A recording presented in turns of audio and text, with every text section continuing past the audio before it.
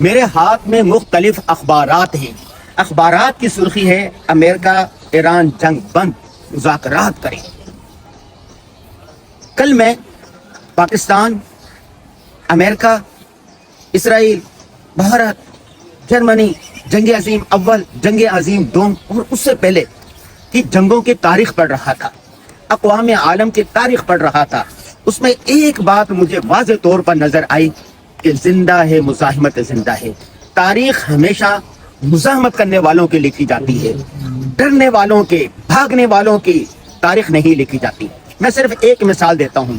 انگریز بر صغیر میں آیا، اپنے قدم جما لیے، بہت سارے لوگوں نے صلح کر لی، لیکن ٹیپو سلطان ڈٹا رہا، ڈٹا رہا، ڈٹا رہا، یہاں تک کہ زندگی ہار گیا، مر گیا، لیکن انگریز کے سامنے ہتھیار نہیں ڈالے.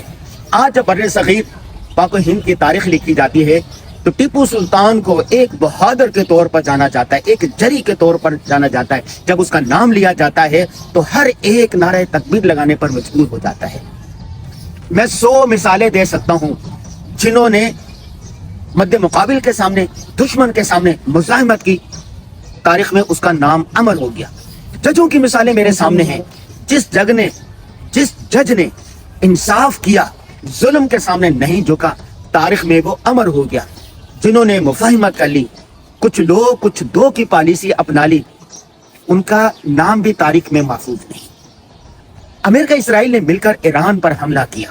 ان کا خیال تھا کہ 3 دن کے بعد ایران رجیم ہو جائے گا، ایران جنگ ختم ہو جائے گی، امریکہ اسرائیل فتح کے جھنڈے، فتح کے ڈونگے برساتا ہوا، فتح کے نعرے لگاتا ہوا یہاں سے نکل جائے گا.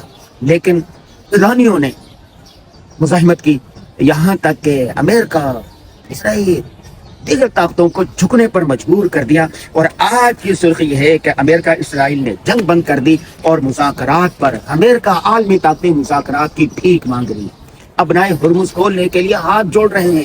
چنانچہ مذاکرات کا دور ہوا اور یہ ہو گیا. ایک سوال ہے میرا، سوال یہ ہے کہ مزاحمت زندہ ہے، مزاحمت کرنے والوں کے نام لکھے جاتے ہیں، لیکن ایسی مزاحمت کا کیا فائدہ کہ جہاں پر پہلی قیادت شہید ہوگی، دوسری قیادت مر گئی، تیسری قیادت مر گئی، ہزاروں عمارتیں تباہ ہو گئی، ہزاروں افراد مر گئے، اور وہ ملک، وہ قوم 50 سال 100 سال پیچھے چلے گئی. ایسی مزاحمت کا فائدہ کیا؟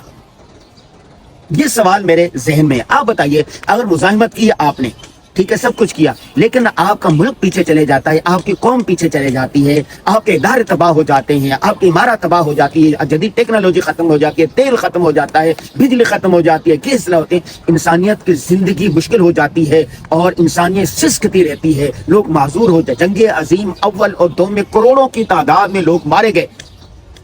اس میں جو فاتح ہو گیا، فتح تو ہو گیا، لیکن اس میں جو کروڑوں کی تعداد میں لوگ مارے گئے، جو اس کا کیا بنے گا؟ یہ سوال میں آپ پر چھوڑ رہا ہوں کہ مزاحمت زندہ ہے، ٹھیک ہے، لیکن اگر مفاہمت کا راستہ اپنا لیا جاتا، کچھ لوگ کچھ دو کی پالیسی پر عمل کر لیا جاتا تو اتنی تباہی نہ آتی.